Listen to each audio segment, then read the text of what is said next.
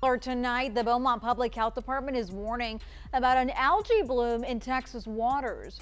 Confirmed in several regions of the Texas Gulf, and although it has not been detected here in our beaches, a vast section of Texas's ocean floor has suddenly given way, plunging into a yawning void beneath the waves and revealing a startling collapse of previously unseen subterranean rock. In one dramatic instant, the seabed off the Texas coastline shifted, the Earth's support crumbling and sending ocean water rushing into the newly formed cavern.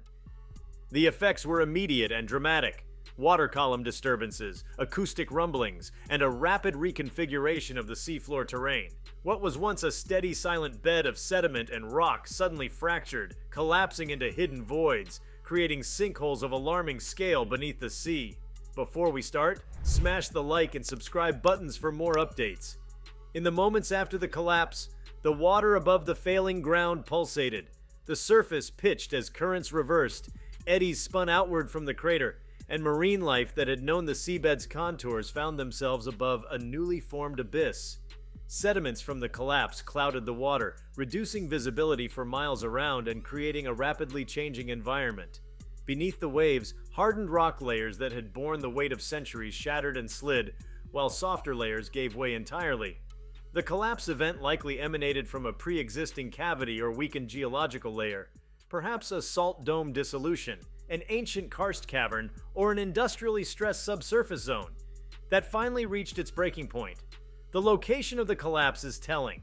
Texas's coast lies above a complex geological setting. Beneath the shelf lie layers of sediment deposited over eons, interspersed with salt domes, fault lines, and old drilling or extraction loci. These features create potential zones of weakness. Overlying them is a weight of water and seabed materials that presses relentlessly downward. When the underlying support fails, the overburden collapses, sending ripples upward through the column of water. A sudden collapse like this indicates a very large void or a rapid process of subsidence. The acoustic signature of such an event would reverberate both underwater and through the seabed, and likely be picked up by seismic monitors after the fact. The implications of this collapse are broad. First, it changes the bathymetry of the region.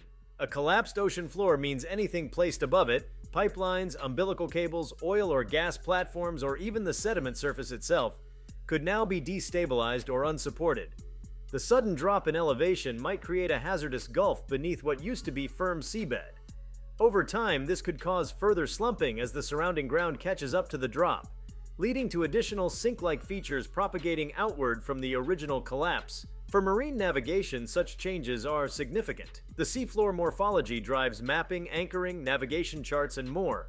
A new crater might be a hazard for deeper draft vessels, submersible operations, or anchor dragging. Second, the collapse likely disturbed the local hydrology and sediment regime. When the seabed falls away, water rushes in carrying sediments, fine clays, and silts from above into the cavity. This triggers plumes and turbidity currents which propagate away from the collapse zone, carrying materials downslope. Those currents may scour exposed rock or sediment adjacent to the crater, further deepening or widening the damaged zone. The sediment mass redistribution can affect habitats. Reef structures might now find themselves atop collapsing edges. Benthic communities may lose their foundation, and mobile species might be abruptly displaced. The disturbance may reseed or remobilize stored carbon and nutrients trapped in the seabed, sending them into the water column and potentially affecting local chemistry. Third, there is the geological and geohazard dimension. A sudden oceanic sinkhole implies that the seabed had underlying features with diminished structural integrity. If that's due to dissolution, overpressure, anthropogenic extraction, or natural subsidence, it raises questions about stability across a wider region. This event may act as a sentinel, pointing to potential future collapses elsewhere along the outer shelf. It is plausible that similar voids exist, especially where subsurface geology is analogous. The collapse sets in motion a potential cascade. Once a void opens, the weight redistribution and stress field around it changes, possibly triggering adjacent zones to fail. If multiple sinkholes begin forming in proximity, they could coalesce, forming a larger collapse or trench feature over time. Fourth, the ecological impact is immediate. even before considering the long term. Benthic communities anchored to previously solid seabed may be abruptly displaced or destroyed as the ground beneath them drops away. Coral, sponges, infaunal organisms, and bottom-dwelling fish may lose habitat or become exposed to new conditions, deepening water, increased currents, altered sediment deposition. Mobile fauna might migrate, but stationary ones have only the option to perish or be carried away. The disturbance of so much sediment also clouds the water, reducing light penetration and smothering filter feeders. With the seabed destabilized, recovery may be slow or non-existent, depending on how the collapsed zone evolves. Fifth, for human infrastructure, the ramifications are serious. Off the Texas coast sits a dense network of oil and gas wells, pipelines, cables, and seabed utilities. A sudden uncharted drop in the seabed beneath any of those is a potential disaster. If infrastructure suddenly loses its foundation, the risk of rupture, leakage, collapse, or failure increases. The marine operations community must now reassess the affected area, perhaps chart new bathymetry, inspect cables and pipelines for free-span hazards, and evaluate the risk to anchored platforms or mooring systems. Even fishing operations or seabed mining ventures may be impacted if the seabed is no longer stable. This kind of collapse could prompt a broad reassessment of seabed integrity and stability along the shelf. Sixth, the geophysical signal and monitoring dimension cannot be ignored. This collapse likely generated seismic and acoustic waves. Monitoring networks of underwater sensors, seismometers, and passive acoustic arrays may have picked up the event, particularly if it was abrupt.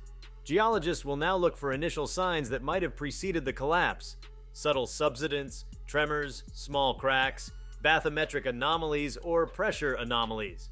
If such precursors can be identified, it raises possibilities for future early warning, though the timescales and risks are challenging.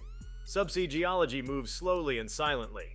A collapse such as this often appears only when the void finally gives way, but the event may encourage the deployment of enhanced sensors to track similar zones along the coast. Seventh, there is the question of causation. Why did this happen now? Was there an underlying human cause, such as fluid extraction, drilling, saltwater intrusion, or stabilization failure? And if so, what are the broader implications? Alternatively, was this a natural geological event triggered by changing hydrostatics, shifting sediment loads, or evolving stress fields beneath the seabed? The answer may lie in thorough seismic imaging, borehole data, and sediment core studies. If the collapse can be traced to a neglected or unknown void, it becomes a cautionary tale. If it is the result of natural processes previously undocumented, it suggests that our understanding of seabed stability, even on broad continental shelves, is incomplete. Eighth, the event invites reflection on long-term sediment budget and shelf evolution. Continental shelves evolve over millions of years through sedimentation, tectonics, sea level change, erosion, and deposition. But rapid events like this collapse remind us that they are not entirely passive. Sudden modifications can reshape the terrain in hours rather than millennia. The new sinkhole may now become a sediment trap, drawing in turbid flows, organic matter, and particulate load from above. Over time, this will alter local sedimentation patterns, changing seabed composition and strength. The surrounding seabed may be under stress, adjusting to the void, possibly migrating or deforming under the altered load. The seafloor is less static than many assume. Ninth, for policymakers, regulators, and coastal managers, this collapse has implications. It disrupts the assumption that the seabed is stable and unmoving. Regulations concerning seabed usage, exploratory drilling, anchoring, and pipeline installation might need revision in the light of unpredictable terrain. Insurance models for offshore infrastructure may change, with risk premiums rising in zones of known or suspected instability. Environmental impact assessments should now consider the possibility of sudden seabed collapse in shelf zones previously deemed benign. In short, industry practices may need updating to account for such geohazards. 10th, for scientific research, this event is a call to deepen our understanding of submarine karst, salt domes, mining-influenced subsidence, and shelf collapse mechanisms.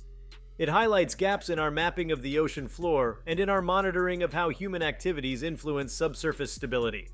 Offshore geotechnical investigations have historically focused on shallow sediments for foundation design.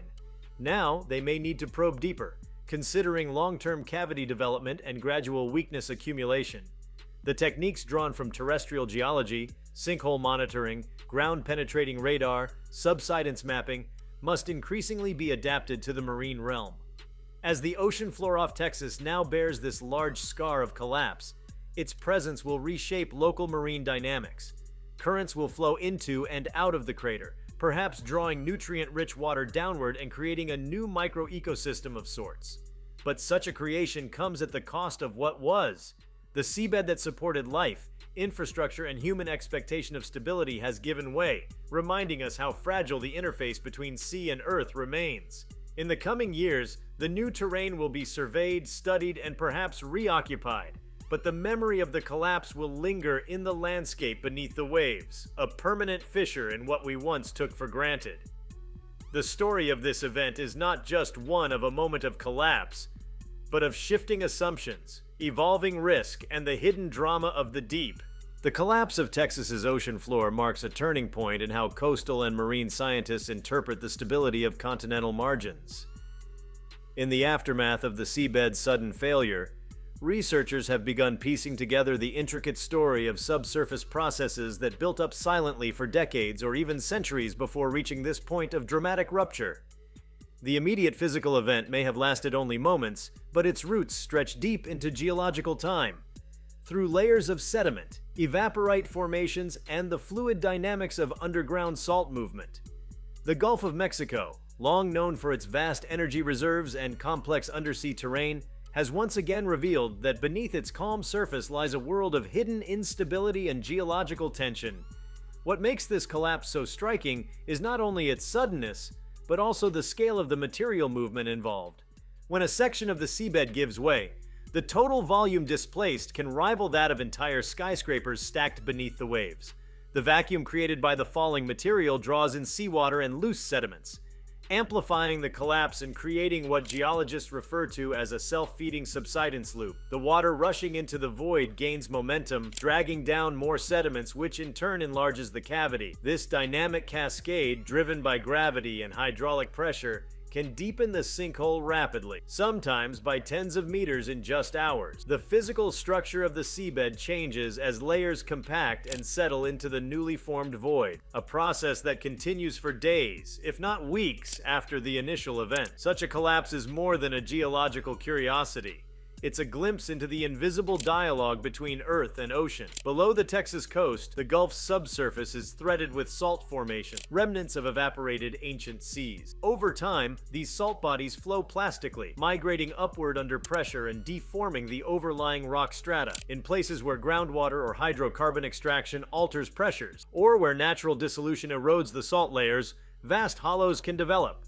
When these voids lose equilibrium, they collapse catastrophically.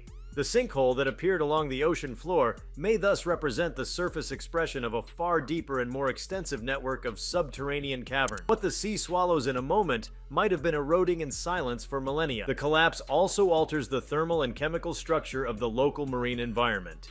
When sediments are disturbed, trapped gases such as methane and hydrogen sulfide can be released into the water column. These gases, though short-lived near the surface, can trigger a cascade of chemical reactions that alter oxygen concentrations and pH levels. For the marine ecosystem, this can mean sudden stress on fish and plankton populations. Moreover, methane emissions from such events have a climatic dimension, adding to localized greenhouse gas fluxes that scientists are only beginning to quantify. The Texas collapse might become a reference case for how underwater geological failures contribute to the broader climate system through abrupt methane releases. At the same time, the topographical change has a profound effect on ocean circulation near the seafloor. Before the collapse, currents likely followed predictable paths guided by the contours of the shelf. Now, those currents are redirected into the depression, creating vortices and downwelling zones that draw cold, oxygen-poor water from the depths upward.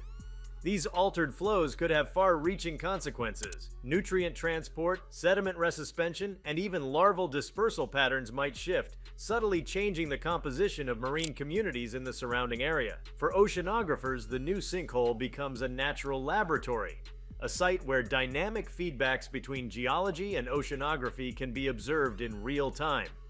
The economic implications of this collapse also reach far beyond the immediate zone of failure. The Gulf of Mexico supports one of the densest arrays of offshore infrastructure in the world. Pipelines, drilling rigs, and communication cables crisscross the seabed like veins and arteries. A single large deformation event can threaten multiple installations simultaneously. Even if the collapse occurred some distance from the nearest platform, the redistribution of sediment and shifting stress fields can have indirect effects.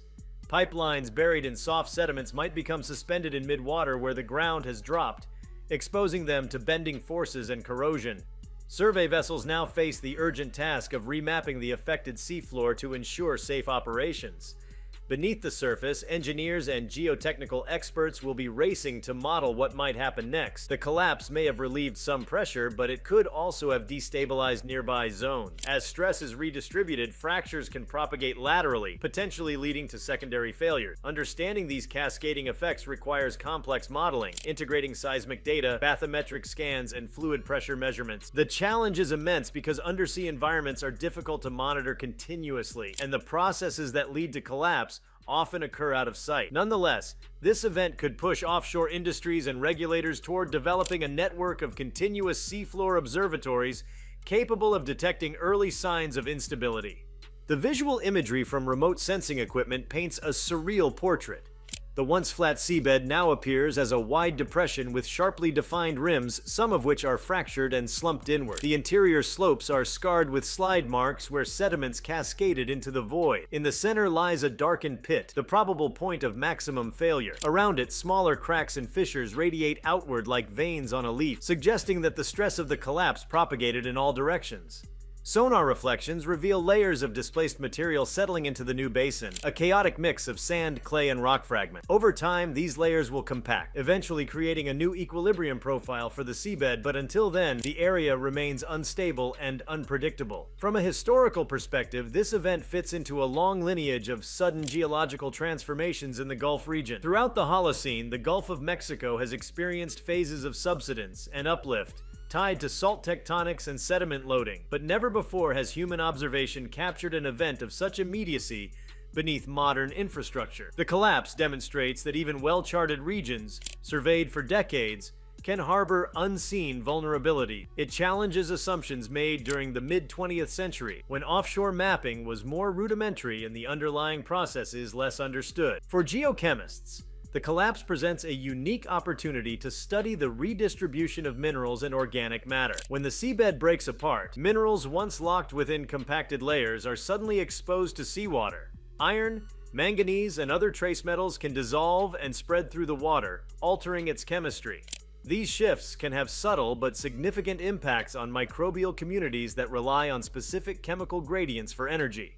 In the newly formed sinkhole, unusual microbial colonies might thrive, feeding on released methane or sulfur compounds. Over time, such environments can evolve into cold seep ecosystems, biological oases sustained by chemical energy rather than sunlight. The Texas collapse may therefore seed an entirely new type of habitat on the Gulf floor, one born out of destruction but capable of supporting life in remarkable ways. Seismologists analyzing the acoustic data will be able to trace the exact sequence of failure. The event likely began with a small rupture deep below the surface, followed by a rapid downward cascade as overlying layers lost support. The acoustic record would have captured a sharp low-frequency pulse, an underwater rumble echoing through the seabed.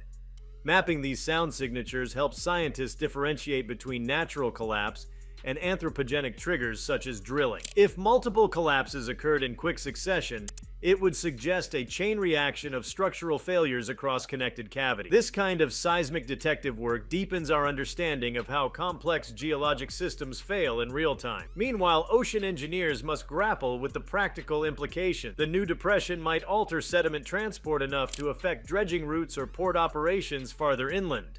Even small changes in offshore currents can influence silt accumulation in navigation channels, demanding more frequent maintenance dredging. Coastal planners in Texas will be monitoring these developments closely, knowing that changes offshore often reverberate onshore through coastal erosion patterns and altered tidal dynamics. In terms of natural resources, The collapse could reveal previously buried geological layers. When the seabed splits open, it can expose strata that were once hundreds of feet below the surface. For scientists, this is an extraordinary chance to study ancient sediments without deep drilling, but it also carries risk. If hydrocarbons or pressurized fluids are trapped within those layers, their sudden release could cause localized pollution or secondary gas eruption. Remote-operated vehicles, ROVs, will likely be deployed to inspect the site, taking sediment cores and gas samples to evaluate what lies beneath. The event may change how exploration companies assess potential drilling sites, emphasizing the need for more robust geological risk analysis.